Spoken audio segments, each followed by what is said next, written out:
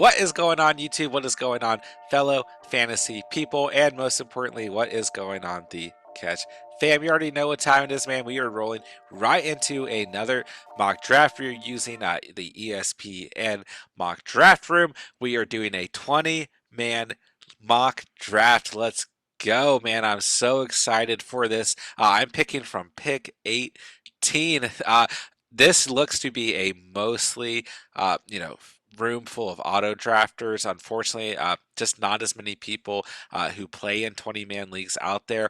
But I think this is probably still going to give us a pretty good, realistic output on what to expect. I am personally playing in a 20-man league this year, and I absolutely need to start preparing. I was not aware that you can do 20-man mock drafts through ESPN until yesterday, so I'm super stoked to hop into this. I haven't done any 20-man mock drafts this year, so don't know exactly how this is going to turn out, but nonetheless, I am super stoked to hop into this. Sorry, I just had a little technical issue, but we are back on the board. Things are moving very quickly as we have seen a lot of good players off the board. Christian McCaffrey, Travis Kelce, Dalvin Cook, Barkley, Henry, Kamara, Ezekiel Elliott, Jonathan Taylor. Oh my gosh, who is even left? Najee Harris is left. That is all I freaking care about. We're taking our guy, Najee Harris. This rookie running back is leading our squad, and we still get a very valuable pick with the 23rd overall selection. We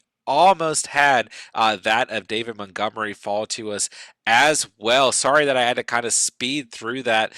Like I said, I had a little technical issue, but we saw Nick Chubb, Antonio Gibson, Aaron Jones, Edwards-Helaire, Hopkins, Ridley, Mixon, DK Metcalf, and our guy almost got David Montgomery. And at this point, I really just want to go out and get another running back that I am personally confident in, as we have 15 seconds to select, and I'm going to actually take Josh Jacobs here. So we are starting this 20-man roster with that of Najee Harris and Josh Jacobs. One thing I will say in these deeper leagues is you got to go out and get those running backs early.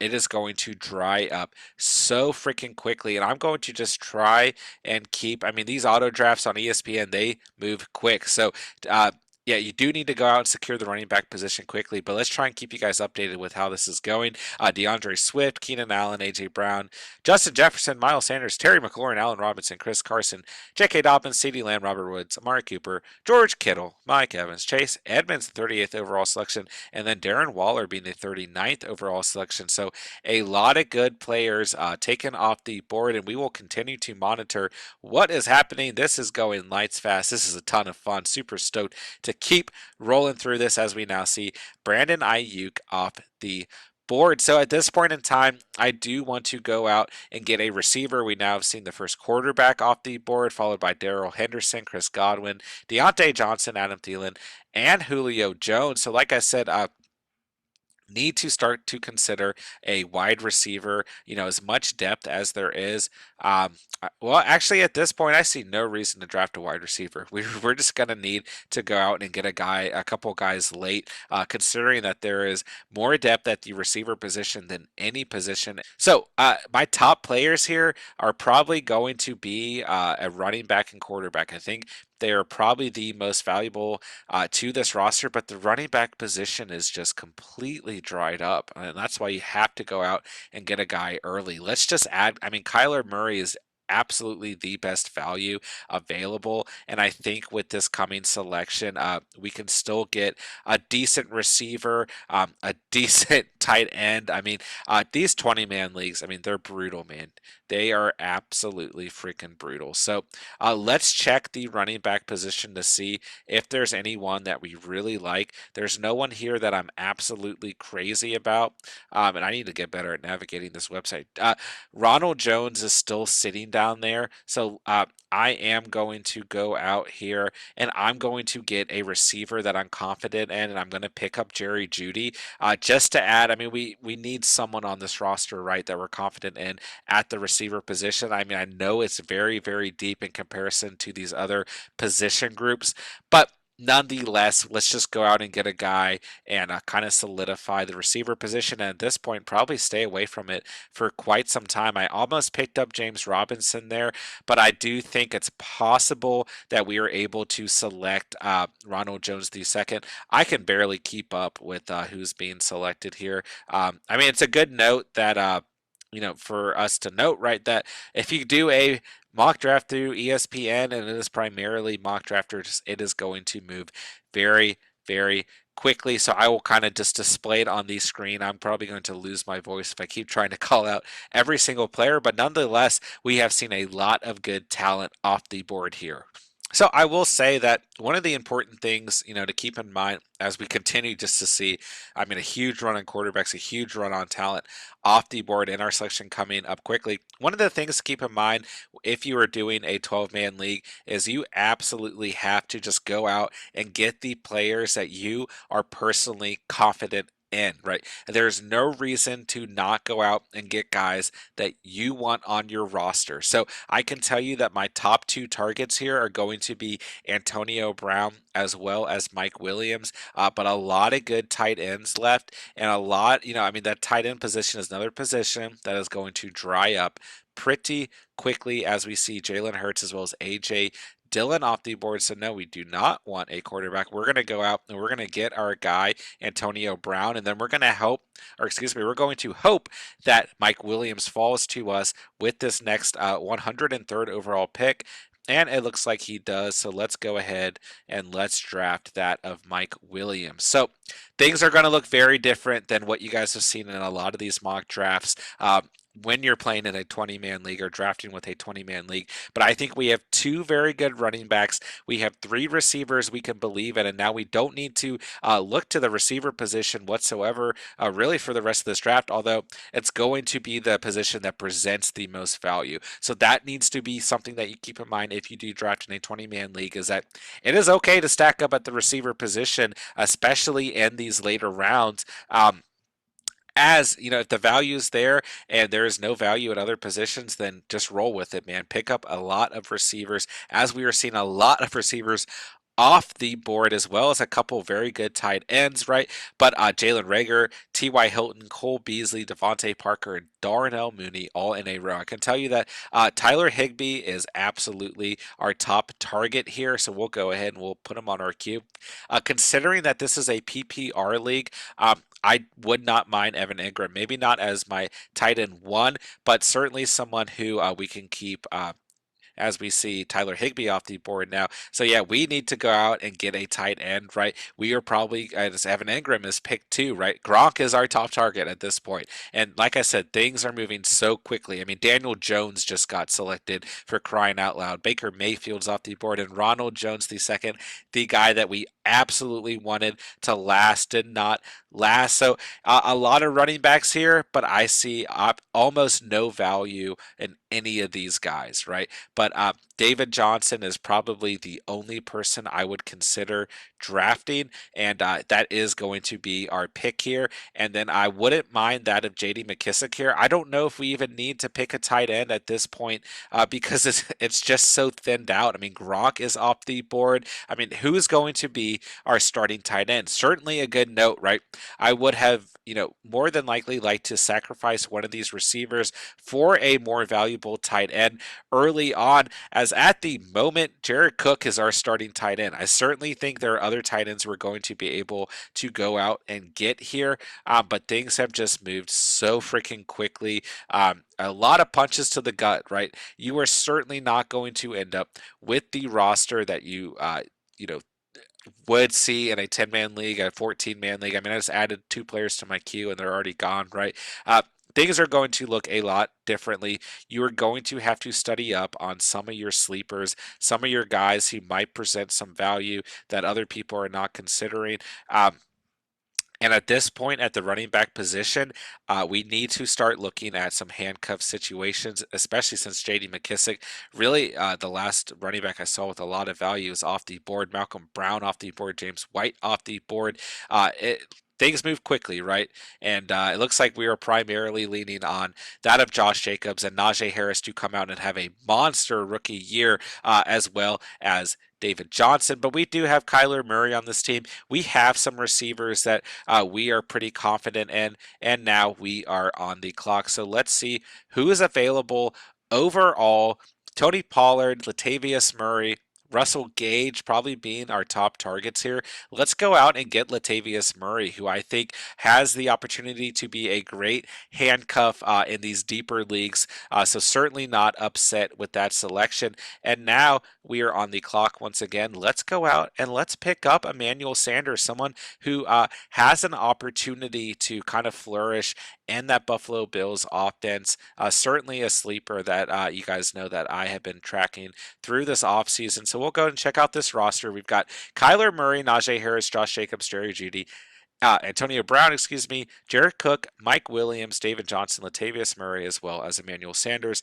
Still need to go out and definitely solidify the tight end position, as well as going out and just getting really whatever receivers and running backs we feel confident in. I would probably consider Sterling Shepard, who just got selected. We're not on the clock until 28 picks, so really no reason whatsoever. And these auto picks are just snatching up everyone at the top talent, right? I think Chuba Hubbard would be a great selection here. I think Telvin Coleman is worth a look. I think Darrell Williams is worth a look. Remember where we're at, guys. Remember how many players we're drafting with and everything. At this point, you're really just looking. I think Rashad Penny is certainly the best player available, but once again, he's not going to last. And yet, you're certainly just looking at really every position. And if there's any value, anyone that stands out to you, I can tell you that I would love to go ahead and pick up Justin Fields, pair him with Kyler Murray, and then, at least have some elite quarterbacks. And I'm definitely going to go out and get another tight end. I think that Blake Jarwin presents some good value. And then my kind of favorite sleeper left would probably be Tim Patrick of the Denver Broncos, who I think had a really good year last year. And I think even with the emergence of Jerry Jeudy as well as Cortland Sutton possibly coming back, could certainly present some value there as well. But considering that we do have Jerry Jeudy on this team, that kind of hurts that selection because we want Jerry Jeudy to see all those targets since he is on our team, right? So this pick coming up very quickly here, and I really want to go out and just pick up Justin Fields, a rookie who I think has the chance to have a very good year. Let's go ahead and pick him up. He went, well, I don't want to say he went crazy, but he played very well in that preseason game this past year. Or excuse me, it was this past year, but this past week is what I meant to say. So Traquan Smith would be an interesting selection here. John Brown would be an interesting selection here. Alan Lazard of the Green Bay Packers. So let's see if we can switch this. Let's just go to flex players. So between these flex players, let's see. Let's go out and should we just pick up Denzel Mims, right? Probably not. He's on the Jets. So let's quickly switch over to tight end and let's try. Oh gosh, I'm gonna run out of time. I want to pick Blake Jarwin, but is it gonna give us to no, it queued him. Sorry, I had a little bit of a lag there. So let's see. I don't want to be on auto pick. Let's see who gave us. Gave us Zach Ertz. So it still did fill the tight end position, but I would have much rather had it a Blake Jarwin or a Gerald Everett there. That was like my heart was beating so fast. But we still have two more players to select for this roster. So a little bit of a fluke there. But hey, if Zach Ertz ends up on a different team, he could certainly perform very well this year. And B, it looks like he might have some stock left over in that in that Philadelphia Eagles offense. So not a total loss, not who I wanted. I definitely wanted Blake Jarwin there, but we digress. I was taking way too much time. Don't panic in these 20-man leagues. Don't overthink things. Like I said, I didn't necessarily prepare for this. Typically, I would have like a crazy whiteboard going on and all kinds of notes. This was my real draft. So, it's certainly nothing to worry about. This is obviously what mock drafts are here for, and obviously to give you some sense as well as try not to wait too long to make these selections as we are continuing to see all kinds of players just off the board, man. I mean, I'll let you guys just watch the right of the screen. Like I said, and there goes Blake Jarwin as well as Gerald Everett. Really, the last are the most valuable players that I thought were left. And at this point, I mean, you're kind of just taking a swing on anyone who's left. Let's go pick up Deshaun Jackson because why not? And then let's target another tight end here. And I was about to say, I mean, Chris Herndon, probably who I should have selected, but now we have two tight ends on this squad already. So let's just take a look here. Let's look at the receivers. Anthony Miller, not really anyone I'm seeing here that I like whatsoever. Couple of tight ends available here that we might consider, like a Dawson Knox maybe. Let's look at the running backs as we have 20 seconds left. Really nobody, jumping out to me. Part of me wants to pick up the fullback there in the San Francisco 49ers. So let's check the defense. Let's just go out and let's secure the Chiefs defense. I know it's kind of a boring pick, but when you start to look at the defenses available, really nothing left. I mean, that is one thing in a 20-man league that you need to at least consider is those defenses go a lot quicker. There's really not anyone hanging around towards the end there. And just another thing to kind of consider when looking at a 20-man roster, once you get past your flex position, there's a significant drop off. You might only have one or two players that you really like on your bench. Other than that, you're kind of taking a swing, and that's why you need to have your due diligence in front of you, and you need to really be studying. Like I said, I didn't, you know, prepare for this mock draft. I mean, I did in some sense, don't get me wrong, right? But like I said, this is my first 20-man mock draft I've done this year. I'm definitely going to have more as the season draws closer. But at this point, I can tell you, I kind of want to draft Taysom Hill because maybe in some leagues you could slide him in at the flex position.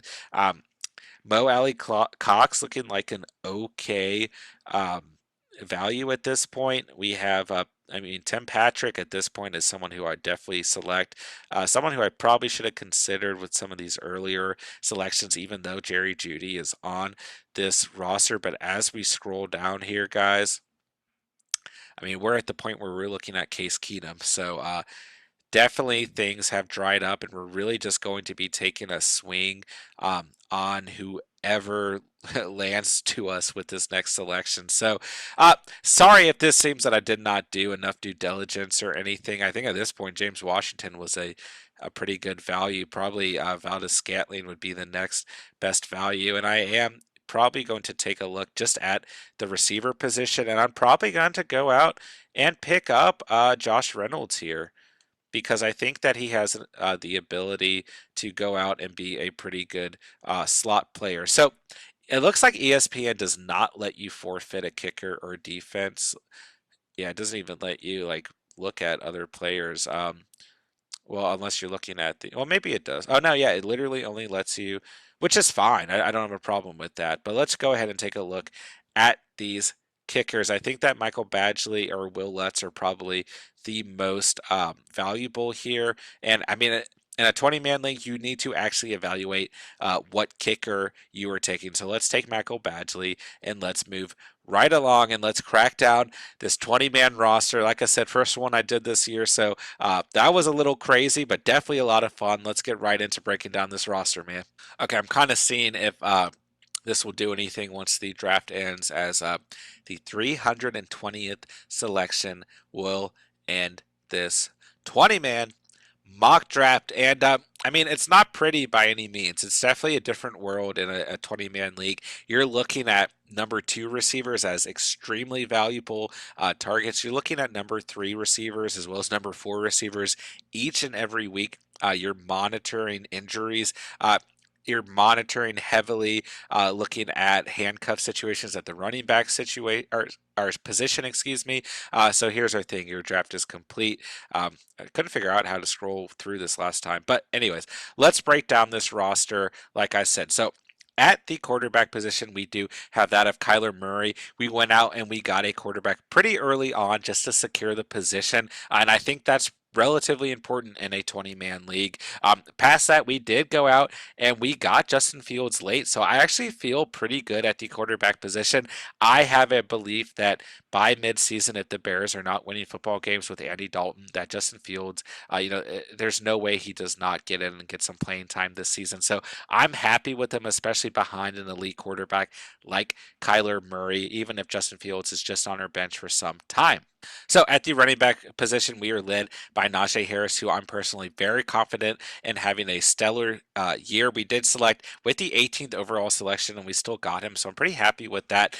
Outside Najee Harris, we have Josh Jacobs to kind of lead our running back position, and then we have David Johnson and Latavius Murray. So it's not very pretty on the bench, but we certainly still got some value as far as our bench players go. At the receiver position, we're led by Jerry Jeudy, Antonio Brown, and Mike Williams. So we would certainly want those three guys to perform very well this year. And I think that they're all going to have good years. So I'm personally not panicking at the receiver position, even with Antonio Brown, Jerry Jeudy, Mike Williams being our top guys. On our bench, we kind of had to take a couple swing on a couple guys, but I'm actually relatively happy with the bench receivers we have, and that of Emmanuel Sanders, Deshaun Jackson, and Josh Reynolds. And like I said, number 2, number 3, number 4 receivers are positions that you're going to have to evaluate in a 20-man league. And I think from a bench perspective, that's actually not that bad. At the tight end position, we have Jared Cook, who I think is going to have a pretty good year. Certainly not, like I said, we could have sacrificed that Mike Williams selection for a Robert Tonyan or a Mike Gesicki and probably feel a little bit better overall at the tight end position. But nonetheless, I think that Jared Cook is a pretty good selection considering the circumstances. And we did not mean to draft Zach Ertz. We did mean to draft Blake Jarwin, so just a little asterisk there. But like I said, I won't be surprised if we see some sort of fantasy value out of Zach Ertz this year. I also won't be surprised if we see an abysmal year in terms of a fantasy perspective from Zach Ertz as well. At the defensive position, we went out and got the Chiefs as they presented the best value at the time. And like I said, there's a significant drop off at the defensive position in 20-man leagues. And then with a kicker, we have Michael Badgley. So this is a pretty realistic, view of what a 20-man league roster will look like. I will certainly be doing more of these and probably do a little bit more due diligence in preparation for more of these 20-man mock drafts. So let me know in the comments down below if this was helpful. If you guys definitely want to see more 20-man mock drafts or 16 or 18-man, whatever you guys need to see. As always, please let me know in the comments down below. Please consider smashing that like button if you did find this helpful, enjoyable, entertaining, all of that good stuff, as it really truly does help out the channel and help give us that little boost in the algorithm. And as always, I ask very kindly that you please consider subscribing for more future content like this, as well as mine and Steven's annual The Catch podcast. I thank you all very, very much for watching and or listening. This was a blast. I had a ton of fun. Definitely more of these to come. Remember, as always, you saw it here on The Catch.